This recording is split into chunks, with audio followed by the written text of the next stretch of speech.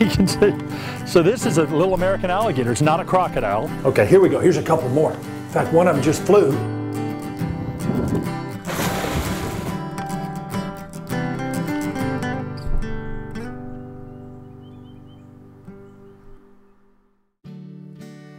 Almost every region or neighborhood has some ponds nearby. Now, ponds come in a variety of forms. They can be just ephemeral wetlands, or they can be borrow pits like this one. But all these ponds have an incredible diversity of life. So let's spend the day exploring life in some local ponds.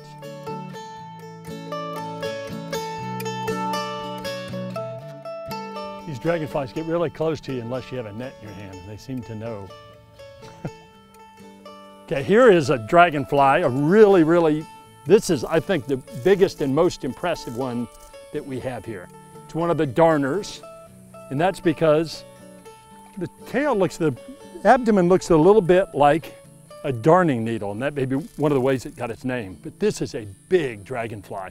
Now, I can tell it's one of the darners because it has enormous eyes, and those eyes are so big that they actually join at the top of the head. And I was looking at the field guide, and this looks like a female. Males are even more brightly colored with a bright orange abdomen. Now, dragonflies, both as larvae and as adults, are major predators. They feed on other insects, sometimes even other dragonflies, and they can run things down, catch them out of the air, and feed on them. Now, comet darners don't do real well with their fish, so this is one of the species that we need fishless wetlands. Because if there's a bunch of brim and bass or sunfish and things like that, they're going to eat a lot of the larvae of these and also the adults. And I was just noticing, if you look right over here, this is where a larvae crawled out of the water and crawled up the side of this tree, and then the back split and out crawled a mature dragonfly. Now, what they have to do is kind of spread their wings out and sort of pump fluid into the wings, and then they dry, and then they're ready to fly as adults. Okay, I think this guy's ready to go. He's fluttering his wings and stuff. So we're gonna let him fly off, and off he goes. But I tell you what, I was just kind of looking at the dead trees right here, and they are covered with the casings of a couple of different types of dragonflies. Darners, like we just looked at, and there's also some skimmers here. So I think we ought to see if we can go catch a skimmer.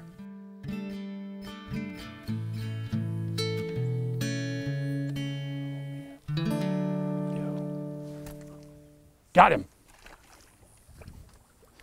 So this is a different one. This is not a darner, this is one of the skimmers. And they're smaller dragonflies. I want to be very careful of his wings. And this looks like, boy, I don't know. And I'm not great with dragonflies, but I think it's definitely a skimmer, and it looks like it might be a golden wing skimmer. It's got these little spots on the edges of the wings here. Beautiful orange. Eyes are still huge, but not quite as big as that of the darners. Really much more delicate dragonfly. But again, all these are major predators. You know, they eat a lot of insects we want them to eat too, things like deer flies and things like mosquitoes. And this one just pinched me. You know, for their size, you know, a pretty good pinch. But the other thing is, if you're holding the dragonfly, they have the ability to turn the head almost all the way around, where it's hard to not get bit by them. But again, harmless to people, extremely beneficial.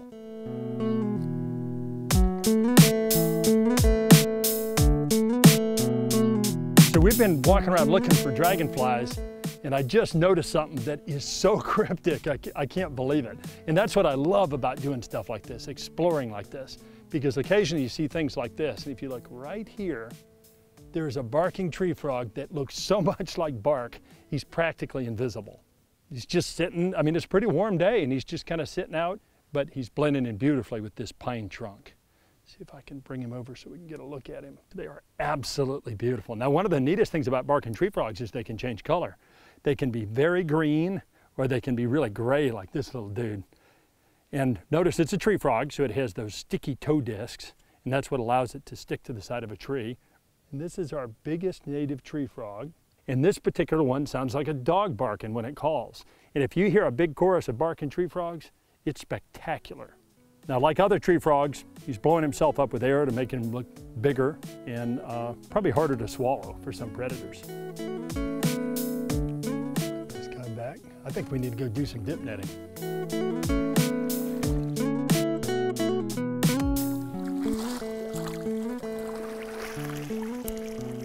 Oh, here's some.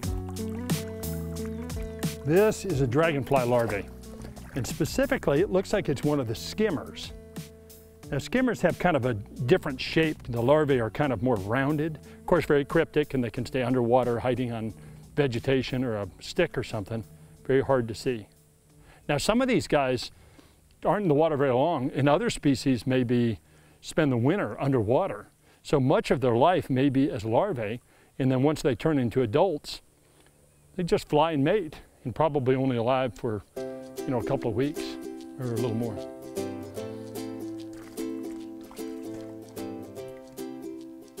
All right, and I noticed one other thing that I didn't have to have a dip net to catch, and that's a leech. So a lot of times these ponds have leeches in them.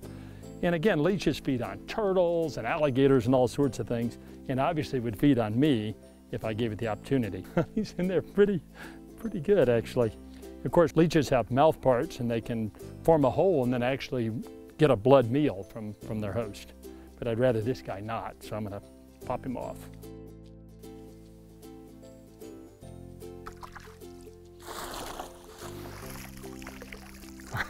Actually, there's a couple of these in here. This is one that gotta be a little bit careful how you handle.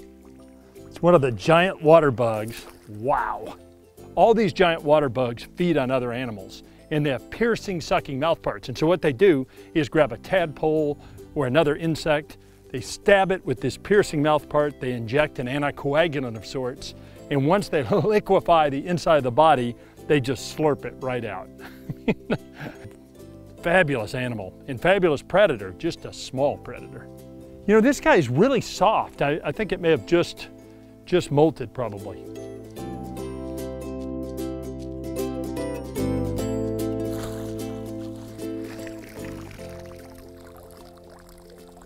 Oh, here's a neat little salamander. Just about lost him. This is a newt, an eastern newt. And newts are small salamanders, and they've got a really neat life history. They spend a lot of their life in a pond like this, but also for part of their life, they have what's called an F stage, and they walk around on land, actually returning to the pond to become aquatic adults and to breed. Neat little salamander.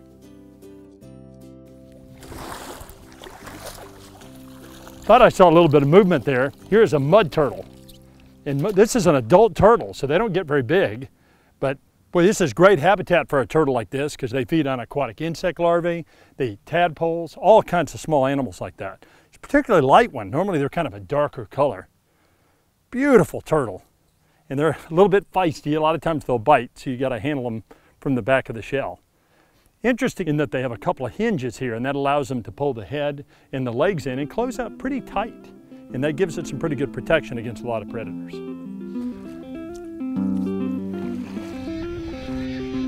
We've always had some wood storks hanging around in this pond on Spring Island, but over the last several years, a real trend has developed.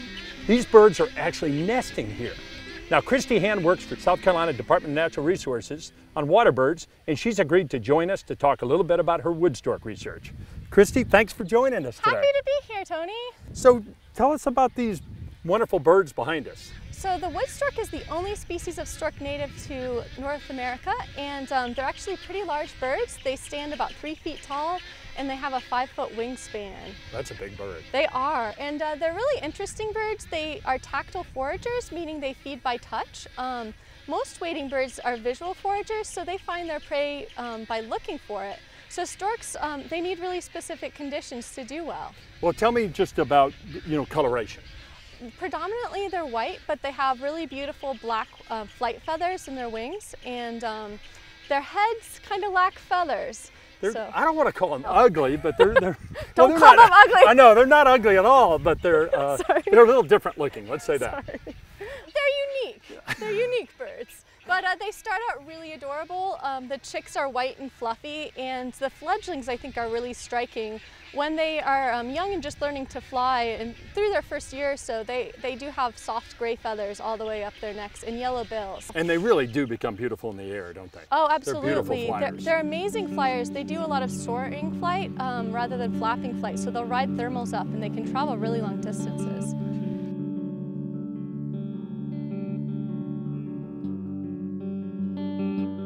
So Christy, how long have the birds been nesting here in this rookery? They started nesting here in 2011, but that first year it was only about 13 nests. And since then? About 50 nests per year. Oh, man, that is really, really cool. It sure is. This is just such a unique site where the birds are acclimated and we can come right here and watch them. So Christy, what other birds are here? It looks like not just wood storks. Yeah, we have anhingas and snowy egrets, great egrets. I saw a black-crowned night heron and some green herons earlier, so really good diversity in this rookery. So why did they pick this spot? So this pond's really special because it has an island in it, and on that island there's a lot of vegetation. They really need a moat to keep predators like raccoons and possums from getting up and eating their eggs and chicks. And I noticed there's a lot of alligators, so what's the role of alligators? The alligators actually are really beneficial to wading birds. They prevent those raccoons from swimming on out, because raccoons are really good swimmers actually. So it's really the alligators that make this a good site for the storks. Yeah, because if a raccoon swims across, he may get eaten by an alligator. Yeah, so that's a good deterrent. And if he gets on the rookery, obviously he's going to do a lot of damage. He or she is going to do a lot of damage. And what we've seen wood storks completely abandon colonies after raccoons have gotten out there. So it's really important for them to be protected from predators like that. So Christy, wood storks are a protected species, right? Yeah, they're federally threatened, and they used to be federally endangered, but they are recovering to some extent. And South Carolina is playing a really important role in their recovery. So what we're seeing here, is that happening throughout the state, this increased number of nests? It is. So back in the early 80s, wood storks were found nesting in South Carolina in pretty low numbers, but by last year, they were up to about 2,500 nests, so 2,500 pairs nesting in the state. And also South Carolina is important because a lot of wading birds, including wood storks, come and forage here after they finish nesting in other states. And ponds like this are just a really important part of the picture, right? They really are. The ponds and impoundments in South Carolina provide great nesting habitat and also foraging habitat for a lot of different wading bird species. So Christy, with all this research, what are some of the things that you're most excited about? We had a banding project, and just last week we saw one of the birds we banded in 2013 back in the colony where we banded it nesting. So that's really exciting. That's the first year we did the banding project, and that's the first bird we've had back here nesting. And do birds typically do that? Do they come back to the same spots where they were hatched? That's actually something we're trying to figure out. These are the first stork chicks that have been banded in South Carolina, so we have a lot to learn. Well, that is really, really cool stuff. And Christy, thank you so much for all your hard work, and thanks for joining us today. Thank you so much for having me. Good to see you. So all this success with nesting has led to some real problems in this pond. But Director of Golf Course Operations, Jay Grattan, has come up with some ways to deal with this. Yeah, we sure have. You know, with all the wood storks coming out here, they've been great to have, but they leave a lot of bird droppings. We do a lot of monthly water quality testing to make sure all our levels are sustainable. And then also we've added a bunch of diffuser nozzles and stuff, so aerating the pond, putting oxygen in the pond. And we do have some jet pumps and stuff that we put out there to move the water around to constantly keep it moving, to keep obviously keep the stink down and the stench down. Now you've also had some problems with trees dying, right? Yes, we have. You know, the wood stork's been here for about 5-6 years now, and the island used to be quite massive with a lot of big trees. They've died recently, so we decided what we needed to do, had to do something. We didn't want to lose the wood storks. So what we did was, as you can see out there, we planted a bunch of trees. We planted some tupelos and planted some bald cypress, planted some willows, but also we built some structures. And we built about 10 structures. They're about 16 foot tall, and put some rebar, put a platform up top, put some sticks on there. I noticed you guys we use cable ties to put branches on them to get them started. So we wanted to get the nest started for them and everything so they could come in, and it really was successful. So. Now it's important to point out, I think, that these nesting structures are not appropriate everywhere, right? Well, I would hope they would be. I wish everybody could use it, but they're not. They're only good for certain sites. We have a lot of abundance of food sources out here, but we didn't have a whole lot of nesting sources. These have worked fantastic for us. I tell you, I love the noise, I love the energy, I even love the smell. Oh, it's fantastic. You know, I know it's kind of, but it's a lot of life here, and sure I just think, I really appreciate the work you're doing to make a place for these birds to live. Well, I appreciate it too, and it's been a great time for us. I remember helping my friend David put these boxes in several years ago, and I've been kind of monitoring them over the last couple of years. Let's see if there's anything in there. Oh, so that was a female wood duck. So that was a wood duck hen. Well, I think we know what's going to be in here. And sure enough, yeah, there's several. 1, 2, looks like 3 eggs. Now, They generally lay a clutch from 12 to 16. But what the female wood duck does is she actually will strip some of the feathers off her breast. And that's what makes the down that goes in these boxes and keeps the eggs and the young warm. Now let me tell you what's really, really cool about this. So when the first egg pips, within 18 hours, every single one of those babies is out of the egg and ready to go. And then what they do is gather near the entrance, and the mother will actually be in the water or underneath them on the ground, and she will call to them, and they will literally jump out of the box. And sometimes they fall, you know, if they're in a natural cavity of a tree, they may drop down, you know, 15, 20 feet or more, hit the ground, kind of bounce, and then they follow mom. And they may go a long ways, you know, a couple kilometers, you know, to wherever she takes them and wherever she raises them. Now it may take those babies, you know, 70 or 80 days to reach adult size. So just a few eggs in here. But I'll tell you what I'm gonna do. I'm gonna close this back up very carefully, and so that she can come back in and lay some more eggs. Okay, let's check another box.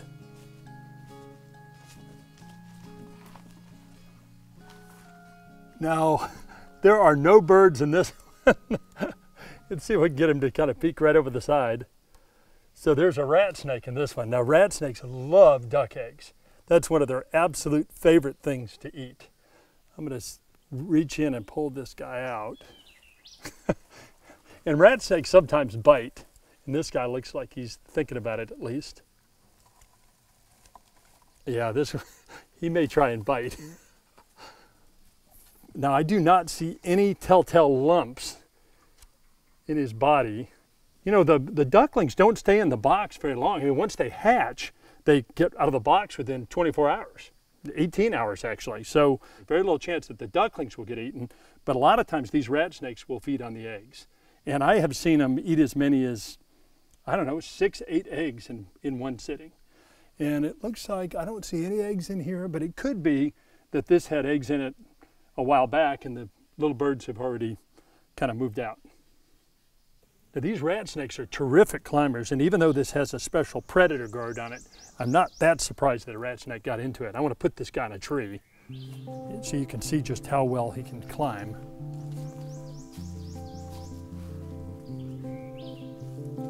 I mean, he sticks to a tree like Velcro, and you can see they've got sort of curved edges to the scales, and they grip irregular parts of the bark. And I mean, he's not only climbing, he's climbing fast. He can go straight up the trunk of a tree. Better get him. Boy, they are very athletic snakes, for sure. I'm gonna let this guy go right here. I mean, obviously it's in the water, but these guys are terrific swimmers, and they're very common around ponds like this. Now we're gonna check a variety of traps, you know, to try and catch some of the stuff that lives in this pond. And some of these are designed to catch smaller things, obviously, and they're quite a bit smaller. And then hopefully we'll catch some bigger stuff as well. Okay, here's one of the smaller hoop turtle traps to check. And I love checking traps. I just never get tired of this. And look what's in here. So a bullfrog. So let's get this guy out. And, oh, he's still there. Boy, I lucked out there. I thought he went right out the opening. And here he is. And that is a good looking dude. Now, bullfrogs have a tendency when you pick them up to get really lethargic. And believe me, I know he doesn't look real good right now, but the minute I put him down, he is gonna blast off, trust me. Bullfrogs, well, first of all, they're true frogs. So like the green frogs and the leopard frogs and stuff, they have very webbed feet. They're tremendous swimmers. And you can look at the legs on this thing. I mean, they are tremendous jumpers. Now, frogs lack the rib cage that a lot of other vertebrates have. And so, you know, if you feel them right here, there's no ribs. So they feel kind of funny. And what they have a tendency to do is blow their bodies up with air. And it looks a little bit like you're squeezing them. But again, I promise you, this guy's just fine. That was a little bit of a splat. He's fine. This is one of the smaller traps. No frogs in this one, but something else I would have expected to see in a pond like this. Crayfish. Now crayfish, this guy has some pretty feisty claws on him. This particular one, this is one of the Procamberus, and you can tell that because it has fairly long, slender claws. and also the body right here is relatively long and slender. So crayfish are crustaceans, so they're relatives of shrimp and lobsters, but they live in fresh water. And notice this had 10 legs, it's a decapod. They're relatively common in certain areas. Now, some species, and there are over 300 in the United States, are good indicators of water quality. So if an area is polluted and the water is polluted, you're not going to have certain species of crayfish. Obviously very, very important for lots of bird species. Great blue herons would eat these.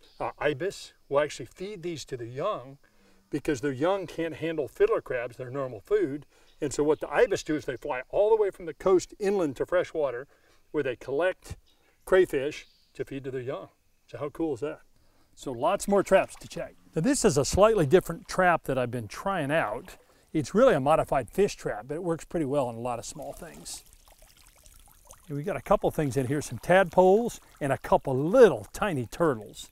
And a little baby slider turtle. And then the other one that's in here looks like a little chicken turtle. Now this is a lot more exciting. This one's got a little more growth on it. This probably, I can look at these annuli and tell that this is probably this turtle's second year. And then this little slider turtle. And you see no new growth on this slider turtle. Now chicken turtles have really, really long necks. Let me see if I can pull this guy's neck out a little bit. So you can see now he's little and I'm not. I know it looks like I'm really stretching his neck, but I'm just pulling it out a little bit so you can see how far it extends. And slider turtles have pretty long necks too, but nothing like a chicken turtle. I'm gonna let these guys go because there's some bigger traps I wanna check.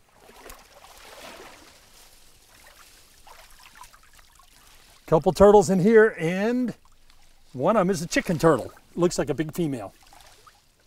I love chicken turtles. You know, I catch a lot of yellow-bellied sliders and they're kind of fun. But chicken turtles, I think they're something special. There we go. Boy, that is a nice turtle. This is not a male. Now I can look at the tail and tell, but I also can just look at the size. Male chicken turtles just don't get quite this big. Like the slider turtles, these live a long time. Now notice the really long neck on this turtle. These turtles eat aquatic insect larvae, dragonfly larvae and things like that, also crayfish, and they can use that long neck to poke underneath things and down in the mud where they can catch those animals. Okay, I'm gonna let the slider turtle go, and then we'll let the chicken turtle go. Here goes the slider turtle. Now I'll tell you what, chicken turtles are really cool. Okay, so we're back and now it's night. So let's go see what we can find. Man, things are just getting warmed up. Man, every time I take a step, a bullfrog jumps in. Man, there are a bunch of bullfrogs in here. And they're right on the edge, so they're not letting me get too close.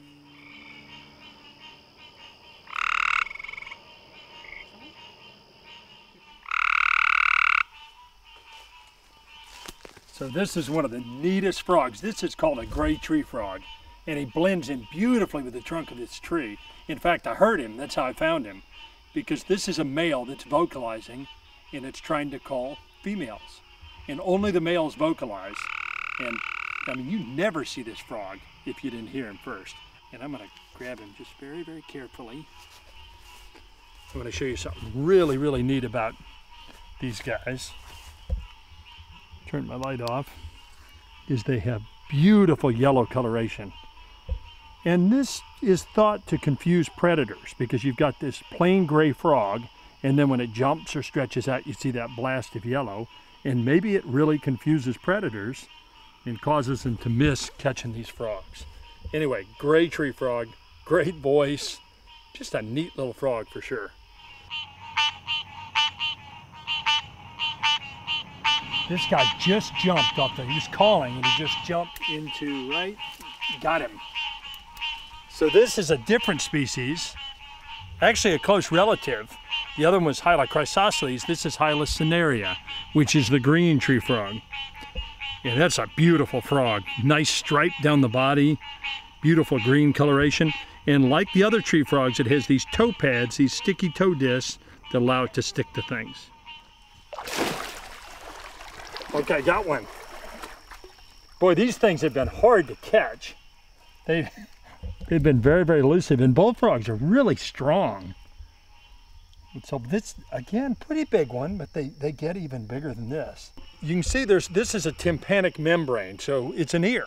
And remember, they need to be able to hear because they vocalize. So the males need to be able to hear the other males calling next to them. And then of course the females need to be able to hear those vocalizations so they can find a mate. Okay, got him.